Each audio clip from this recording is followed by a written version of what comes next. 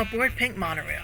I'm your pilot, Michelle Valladolid, and next to me is my co-pilot, Noe Valladolid. Hey everybody. Last time, we talked about Universal Studios Hollywood, where you could get a chicken dinner for 5 cents while watching movies being made in 1915. On this episode, we're going to talk about Knott's Berry Farm, where you could also get a chicken dinner for a little more than 5 cents. But the first thing I'm going to do is go through some credits. First thing I have in my notes is Eric Linksweiler. Eric Linksweiler wrote the foreword to the Knott's Berry Farm book and is art director over at Knott's. And a few years back, he gave me the best tour of Knott's that's ever been done. And that's where I got most of my information for this podcast. The other place I got it was a book called Knott's Preserved, From Boysenberry to Theme Park, The History of Knott's Berry Farm by Christopher Merritt. It's got 5 stars on Amazon, 4.5 on Goodreads. You can get it from Amazon, or you could get it at Knott's Berry Farm, but last time I was there, April 16th,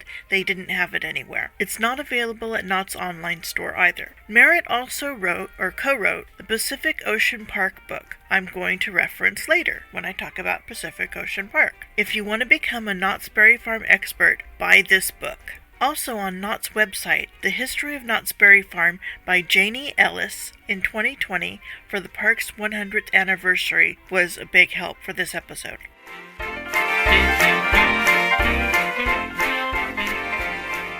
They count the beginning of the theme park back to the arrival of the Knott family to Buena Park. I consider it a tea house, then restaurant, then roadside attraction. I consider it a theme park starting with the Calico Mine Train and log ride opening. The Knott family came from Central California down to Buena Park with Walter Knott's cousin, Jim Preston, an expert in growing berries. They rented land, but frost killed the first crop. But within 3 years, Walter was able to set up a roadside stand on Grand Avenue. The business grew until he was able to buy the land from owner William Kaufman in 1927. The following year, he built a house for his family as well as the berry market, which is now part of Knott's California Marketplace. Knott's Berry Place, as they called it, had a market, nursery selling berry plants, and a small tea room where Mrs. Cordelia Knott served tea and berry pies, cold sandwiches, and jams. Mrs. Knott has 2 shops in Knott's California Marketplace named after her. Mrs. Knott's Chicken Dinner Restaurant, and then Cordelia's, which actually, when I visited in April,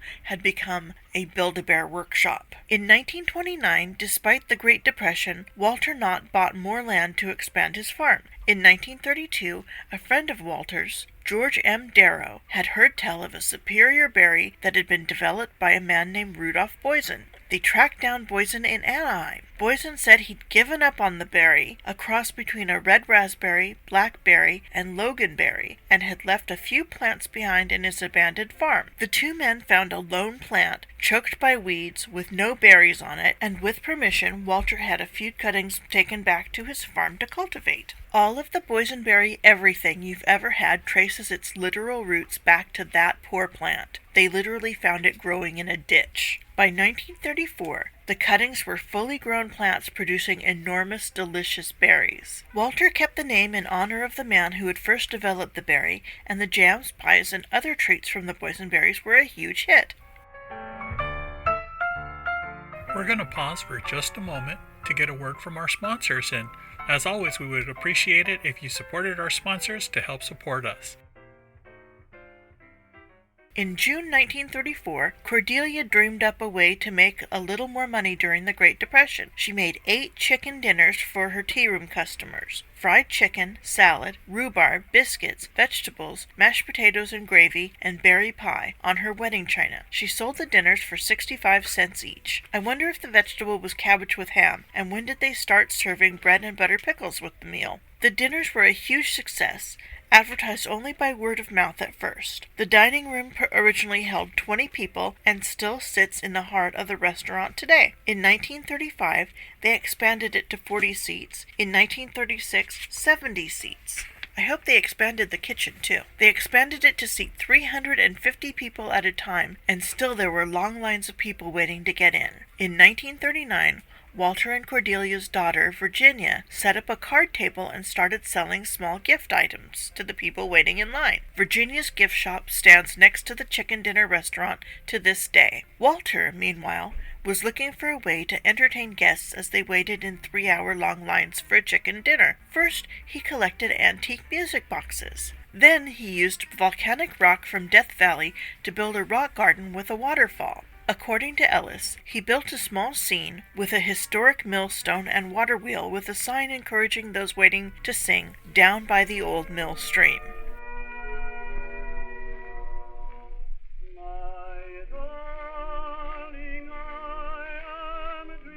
Next to it, he added a recreation of George Washington's fireplace from Mount Vernon. The waterfall, millstone scene, and fireplace are still at the farm, located behind the berry market. There are doors to the restrooms in the back of the store. Instead of going straight to the restrooms past the waterfall, make a quick left and there is the fireplace, and, if I recall correctly, a few benches and a door without any stairs leading to it.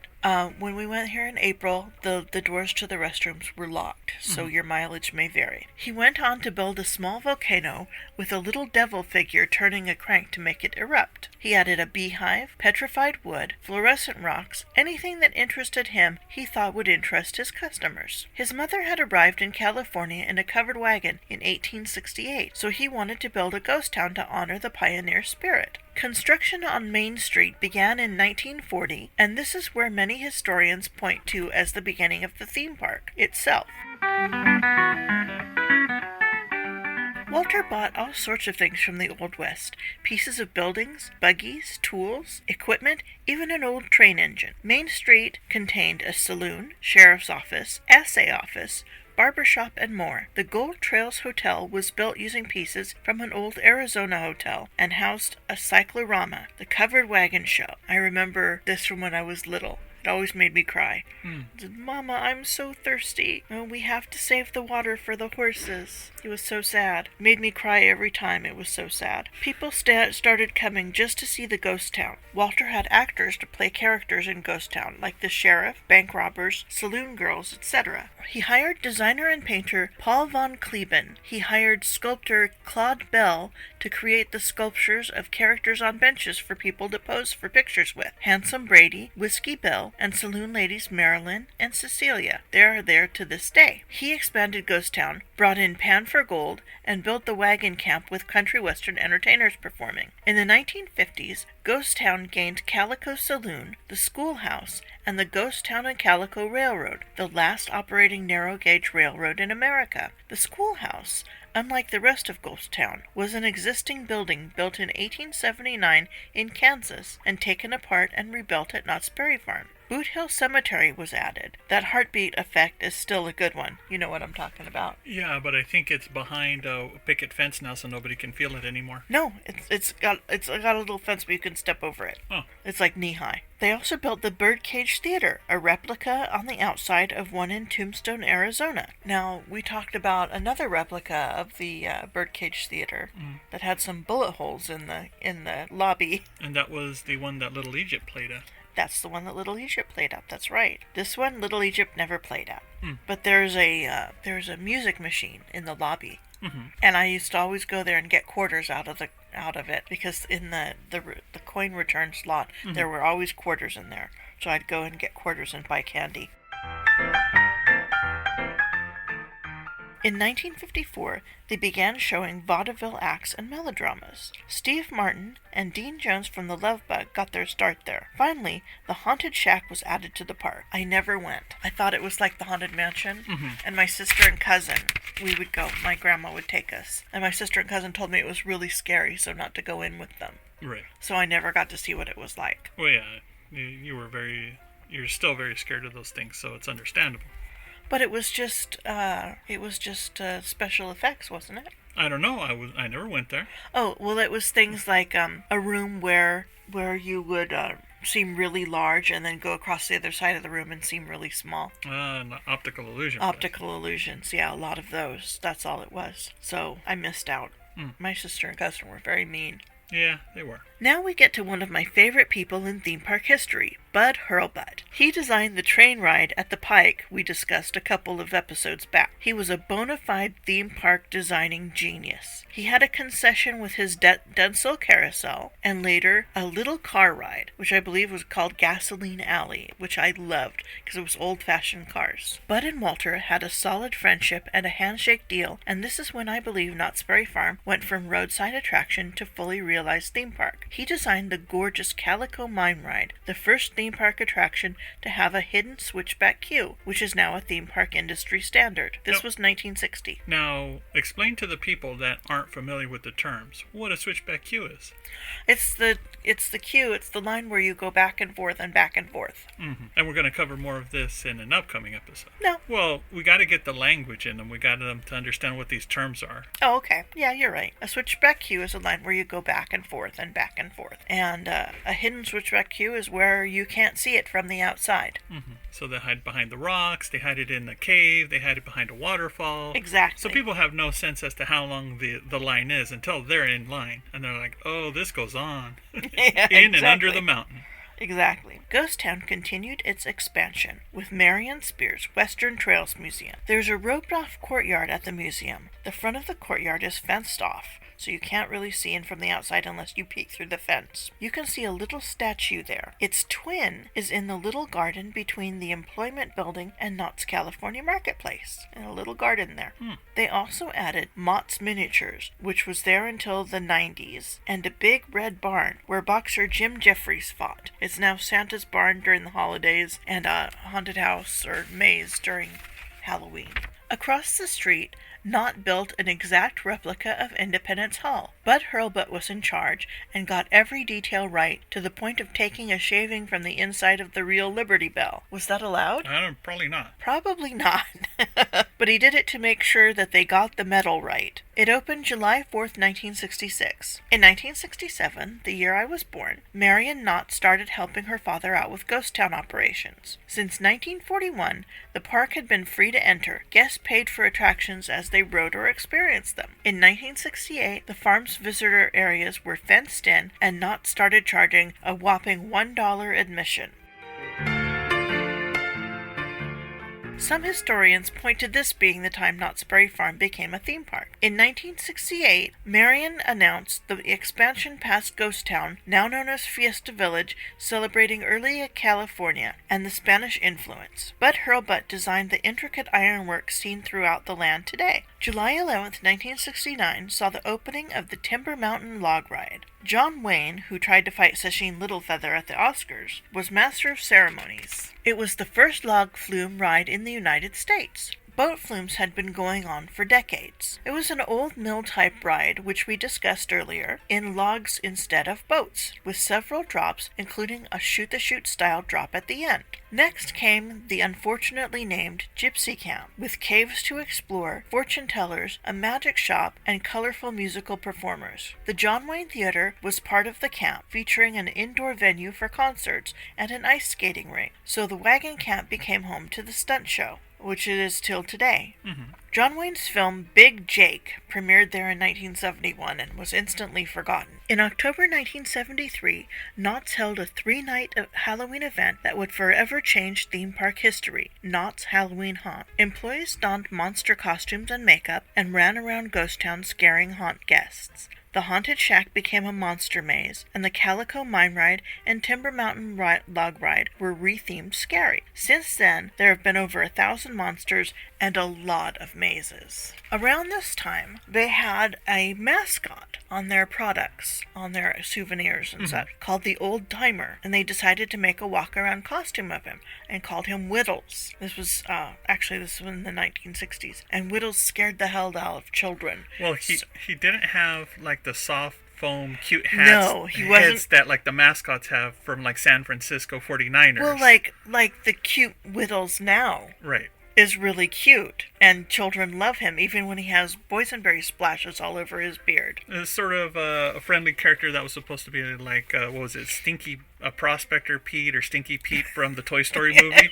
It's like, that's an adorable, friendly, grandpa-looking character. Well, he wasn't. He was scary. The original Whittles was scary. He would fit in with the haunt. Whittles now is very nice. Yes.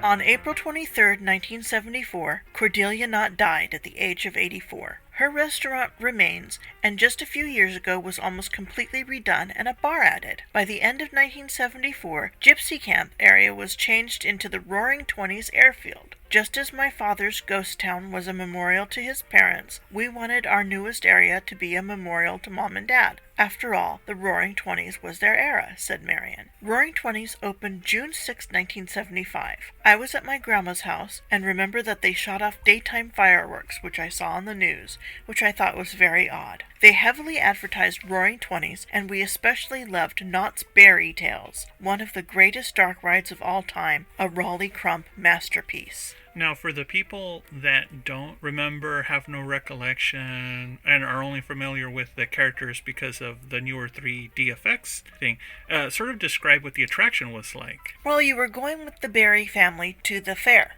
to show off the pies, and you started out in the pie factory, and it smelled like boysenberries. And these were all animatronic bears and scenes and actual 3D stuff. Yeah, all practical animatronics. And then you went through the spooky woods with all sorts of funny and strange characters, and then you get through the Gypsy Camp, unfortunately named, but they had a fortune teller. I can't remember her name, but my sister and I always laughed because it says "sees all, knows nothing." A classic gag. Oh, and the carts that you were in, they were sort of like longer versions of the Mr. Toad Wild Ride, the Model T type of cars. Yes, they were. And there was a wolf, a coyote rather, right? Crafty coyote, trying to steal the pies. He got his in the end, and the Berry family made it to the fair. And after a long hiatus, they finally started putting those characters on merchandise and T-shirts and bags, and then they brought them back for an actual attraction after, 30, 40 years without them. Yeah, 40 years. Oh, that was the year you were born. Yes. 1974. Yeah. The John Wayne Theater was renamed the Good Time Theater. Downstairs there is a speakeasy door. If you knock, you'll hear a Prohibition-era party going on, and that door is still there and you can still do it. The Corkscrew was their first roller coaster and my first corkscrew or looping coaster. It was the world's first modern 360-degree coaster after the flip-flap railway at the turn of the 20th century, which hurt everybody's neck. Oh, gosh. Because it wasn't a corkscrew. It was just a circle. Right. And you had to go really fast, and the transition was really painful. The Sky Cabin was built on a huge tower that had a giant K on it, which is still standing today. And the Sky Tower is still running. It's a big round room where you get into, and it turns and slowly rises to the top of the K and then slowly falls down. Slowly descends. Yeah, it doesn't fall down. It also had a ride on it called the Parachute Drop, which had little fenced-in areas that you stood in that had a parachute attached to it. It would take you up to the top of the K, and then you would drop. Yep. You would absolutely drop. Yep, and the parachute would slow you down just enough so that you didn't die. Exactly. Speaking of didn't die, though, a lot of people did.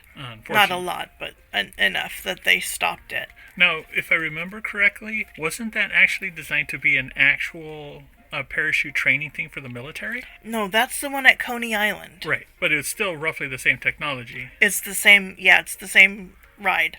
The one at Coney Island was designed to be an actual training mechanism and then became a amusement park ride. So this is the child of that ride. The giant K could be seen from the Maliboomer at Disney's California Adventure before they took that down. After several suicides, the parachute drop was retired, which was a shame because that was so much fun. People would climb to the top of the cage and then climb over it and jump. Exactly. Oh, sad. The end of the 70s brought in Montezuma's Revenge and the Cycle Chase, which went 40 miles per hour and was very dangerous and terrified people. So they took it down and replaced it and rethemed it to cats, to a city run by cats. Now, what would you describe this attraction as? It was called Wacky Soapbox Racers, and it was the greatest theme park attraction of all time. If so, cats, and then all of that was, what do they call those? The Wild Mouse coasters? No, this was a steeplechase type coaster. So multiple side-by-side cars instead of in a row, like a regular roller coaster. Exactly. In 1981... Well, What? You gotta... If you're gonna talk about the greatest ride that they had of history of forever and ever, and you just leave it at that, and the people that are listening in are like, well, I guess it was, and you don't describe what was so unique about it, what was so fun about it. I'm doing an episode on it. On just the Wacky Soapbox Racers. No, it has the motorcycle chase too. Oh, okay. Well, sorry people, you're gonna have to tune in for that one. In 1981, the family named outsider Terry Van Gorder as president and CEO. Marion and other family members remained involved and often showed up at attraction and land openings. The farm ended coupon books for an all-inclusive ticket. On December 3rd, Walter Knott died. It was a big deal in the local papers. Do you remember? Yeah, I do. He had a big footprint on the theme park and the amusement industry, and he was also one of the friends of Walt Disney as well. Definitely. In the 1980s, Peanuts characters appeared. Charles M. Schulz gave permission to do a Snoopy ice show so long as his daughter could play Snoopy. And I actually saw the ice show, and I must have seen his daughter playing Snoopy, which is really interesting. In 1983, Camp Snoopy opened and is now in the midst of a large revamp. Kingdom of the Dinosaurs, which I didn't care for, replaced Knott's Berry Tales in 1987. Bigfoot Rapids, an off-the-shelf raft ride, opened. In the 90s, Boomerang replaced the Corkscrew. Mystery Lodge was brought over from General Motors' Spirit Lodge at Expo 86 in Vancouver. Jaguar, a family coaster, opened in Fiesta Village. The Roaring Twenties was out and became the Boardwalk, paying homage to California's beaches. They should have put in a Woody coaster. Windjammer replaced the greatest theme park ride of all time, Wacky Soapbox Racers. It was a Togo coaster, which my friend the late Robert Bish described as Togo, tried once, got off. We miss you, Robert. Yeah, we miss you, Robert. That was 1997. The family sold Knott's to Cedar Fair. Now, they had sweepers. You know, they go through the park like at Disneyland and they know everything. At Knott's, they go through the park and they know everything. Right. Well, Cedar Fair had at their parks, like glamour sweepers. Pretty girls. Pretty girls, dressed in skimpy outfits, and they were the sweepers. And they didn't have to know much. Right. They just had to be pretty. They just had to be pretty. And so the word came down to Knott's that this was the costume the sweepers had to wear. This is apocryphal. I don't know if it's actually true. Okay. I just hope it is. They went ahead and dressed their male sweepers in that outfit. So this is how absurd it is to have this mandate for the sweepers. And Cedar Fair backed off. So Knott sweepers are now regular sweepers. Knowledgeable people that also help keep the park clean. Exactly. They were allowed to go back to the classic costume. Supreme Scream came in, then Ghost Rider and Pony Express. In 2000, the Good Time Theater was renamed the Charles M. Schulz Theater to this day. Well, hold on. The people that are listening may not be Southern California natives, so they have no idea what a Supreme Scream, a Ghost Rider, or a Pony Express are. Oh, well, Supreme Scream is a drop tower, sponsored by Toyota. Ghost Rider is a wooden coaster. It's a really nice one, too.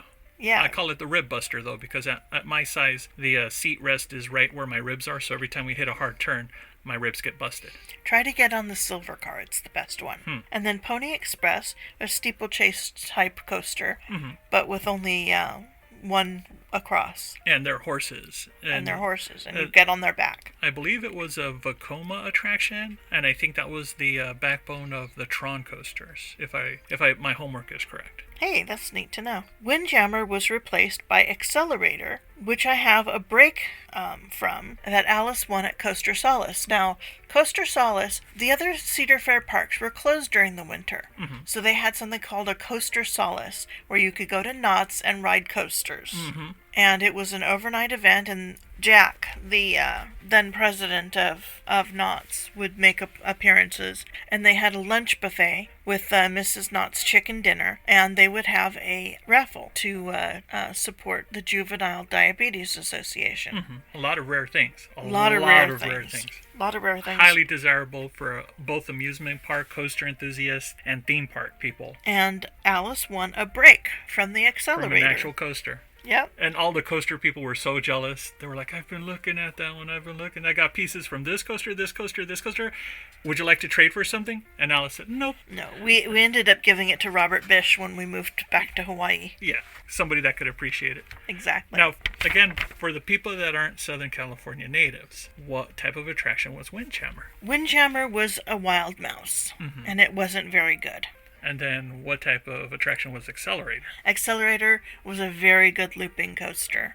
So in roughly the same amount of space, you could have a really good coaster or a forgettable coaster. Exactly. Well, they had good ones. They had a couple good ones. Silver Bullet was planned, and we got to walk the construction site. People didn't like the idea of a coaster encroaching Ghost Town, but it's a great coaster, and they theme it to werewolves for Haunt. In 2013, Garner Holt, the great Garner Holt, produced new animatronics and show scenes for the Timber Mountain log ride. I was there for the reopening. Charles Phoenix was master of ceremonies and had big boysenberries all over his suit.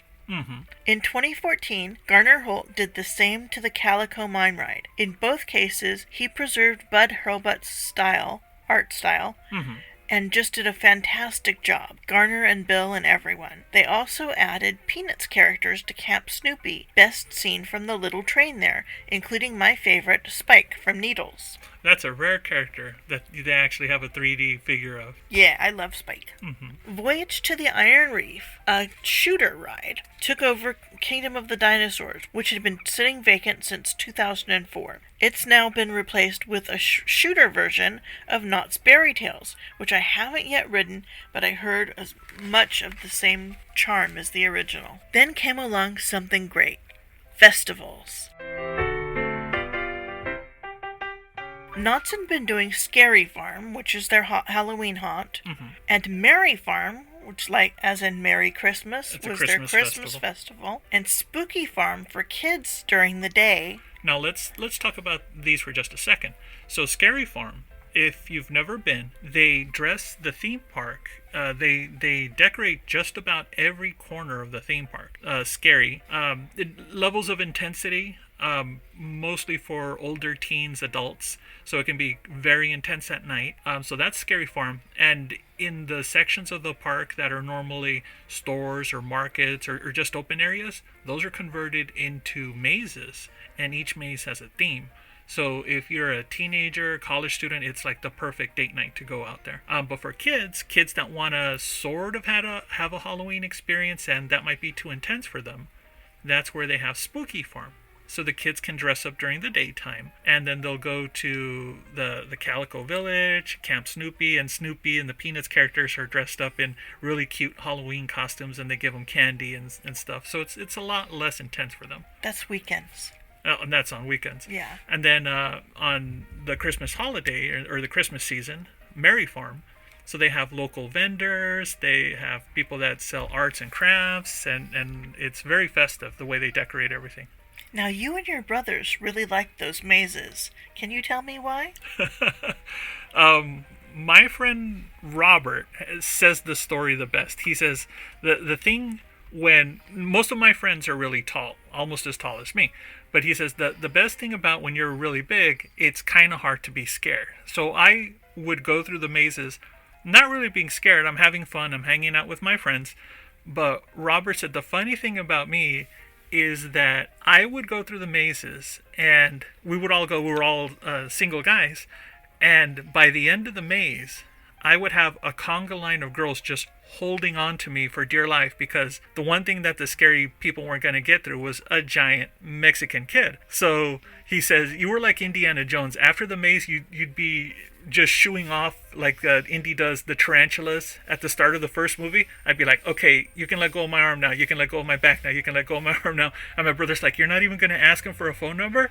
They're like, don't worry, we'll see them on the next maze. And they pretty much just follow behind me on most of the mazes. So, yeah, it was fun. Merry Farm. Merry Farm. During Merry Farm and some of the other festivals, they have vendors come out, outside vendors, candle makers, crochet, like that. They have a glass blower during Christmas and a wood carver. Live demonstrations. And with live demonstrations, that's right. And that's a fun part. And also some great food, but we're going to get into that in a minute. Oh. Then came Ghost Town Alive, a wonderful experience in Ghost Town where you are a part of the story, be it the mayor's race, catching bank robbers, or as little as delivering a letter. You get involved and have fun. It was meant to celebrate the 75th anniversary of Ghost Town, but proved so popular it's come back year after year. Now is this a separate ticketed No. event, or anybody No, can it's take part of it? included. It's included with admission. And the actors all interact with you, and the people. They have a jail. You can throw people in jail. It's pretty neat. There's a sheriff and a mayor and a schoolmarm and a post office worker. If you really like Little House on the Prairie, this is your chance to really see how the experience was. Exactly. While Soul Spin and Hang Time, the first diving coaster in California, debuted, Knott's continued with Peanut Celebration, with shows, character greetings, merchandise, and foods. To the best one, in my opinion, the Boysenberry Festival. Yay! Featuring foods like boysenberry barbecue meatballs and the Fun Bun. It's my favorite time of year to go, and that's in the spring. Yeah, so if you're visiting Southern California and you plan a trip to visit Universal, Disneyland, Knott's Berry Farm, do take some extra time to experience the Boysenberry Festival, because it is the food there is really second to none, at least for local theme parks. I mean, Disney's Food and Wine does give it a run for its money, but they don't got boysenberry stuff or a Fun Bun. Yeah, the Fun Bun. Now, there's a man called Raffi Caprellian, who was Bud Hurlbut's assistant. And also, during the 80s, he was a rock god with long hair and no shirt and a hair metal band called Caprellian. He was head of Canada's Wonderland for a little bit, and now he is the president of Knott's. And a nice guy to boot. Super nice guy. Knott's continues to grow. They just redid their hotel, which my Aunt Teresa used to manage in the 80s. Now, in the hotel, not only did they redo the rooms and everything, because they had done a refurbishment maybe 20, 30 years ago, and now they did a new refurbishment, and they also fixed up their restaurant. Yeah, the restaurant. And they brought back a lot of the classic themes. They made it more in line with classic Knott's instead of just a generic building. Yeah, it was kind of the anti-Knott's for about 30 years. It didn't have that home quality. No, it didn't. It was very generic hotel. Now it just screams Knott's, and I want to go stay there. My favorite times to go are Boysenberry Festival and daytime during Spooky Farm. That's creepy, but there's no huge crowds. I worked there as an educational tour guide and as a fortune teller during Halloween Haunt. I miss the old employee cafeteria where you could get Mrs. Knott's chicken dinner for $3. Oh boy. It's since become a corporate food service place since Cedar Fair took over, like Aramark or something like that. Some generic companies doing all their food. And it's terrible. I met a friend for lunch there because I was excited about getting some chicken, and they didn't have anything. It's just anything Knott's. Generic food service. In a place that's known for having the best food. Not even boysenberry stuff? No. Ah. No. Personal pizzas and cold sandwiches and just terrible. Right. Alice loves chicken to go. I love the chicken dinner restaurant. Always ask for bread and butter pickles. It's not on the menu. You have to ask for them. Right. And they're delicious. They'll bring you a bowl to your table. Amen. If you're not sure what to get, just at the very least start with the biscuits, because those biscuits are better than the biscuits at any other restaurant. Now, the last time I went was right after they remodeled with my good friend Tim O'Day. Hey, Pally. And he says the fruit salad is really good, but I can't. I have to order the chicken dinner every time I go. Yeah. Every time we say, well, this time we'll try something different. But the chicken dinner's so good. It's so good. And the biscuits and the bread and butter pickles. And I love the Sunday buffet. They also have special ones for holidays. Yep. This year at Haunt, they brought back the buffet. Boofet. The nice thing is, not only is their food good, but their desserts are on another level. Oh, man. For every seasonal event, and even regular, their desserts are really good. The classic boysenberry pie and the ice cream and all the things you're used to. But during the seasonal events? The food during the seasonal events, let me tell you, this is where I go off the script. The food at the seasonal the food at the seasonal events is amazing. Some things are a little weird, like the alligator nuggets that you dip into the boysenberry aioli. Well, they're always trying different things for the Boysenberry Festival. They're always trying different things. So, like, they have a boysenberry pulled pork and a boysenberry short rib on mashed potatoes that I hear is just heavenly. And they have barbecue sauce and stuff available in their stores. Yep. Now, Smuckers used to run the Knott's Berry Farm jelly brand, but they discontinued it.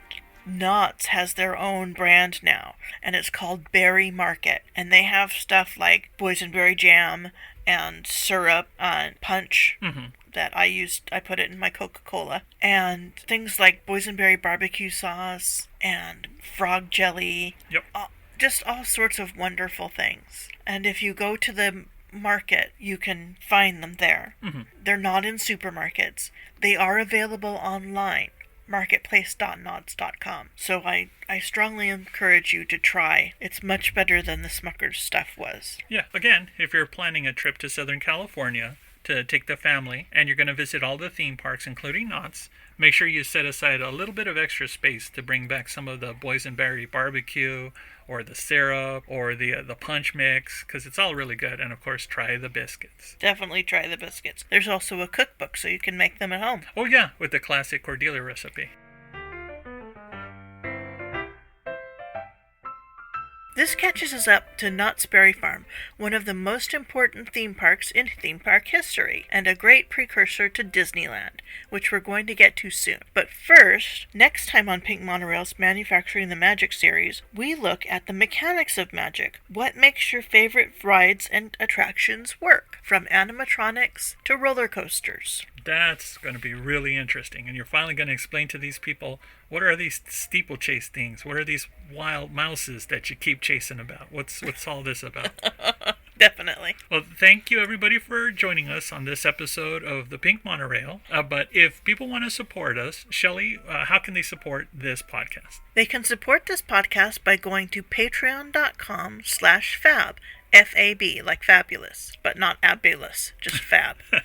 If people are looking for more of your writing, where can they find you? They can find me at micechat.com, the happiest place in cyberspace, or at jimhillmedia.com. And if you're interested in finding out more about fighting games, I mostly write about fighting games, but every now and then I will write about Disney, comic book history, cartoon history. You can just do a search for the Street Writer Podcast. So just do a Google search or on YouTube, and you should be able to find my blog and some episodes that I've recorded. Well, that just about wraps it up. We hope you enjoyed this look at Knott's Berry Farm, and that you'll join us on the next stop for the Pink Monorail. Thanks, everybody.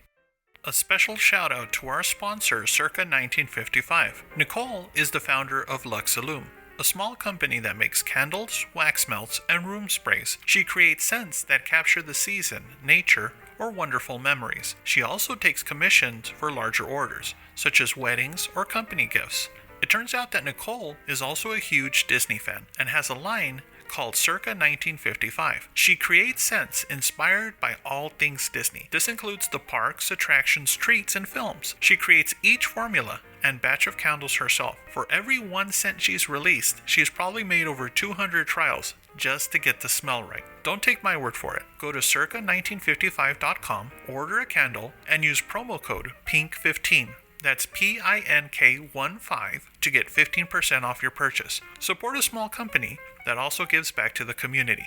You're going to love it. Another shout out to Jim Hill for hosting Pink Monorail on his podcast network. The Jim Hill Podcast Network also includes Looking at Lucasfilm, The Disney Dish, I Want That, and Fine Tuning. Thanks for listening, and be sure to like, subscribe, and leave a review for each podcast. Have a great day.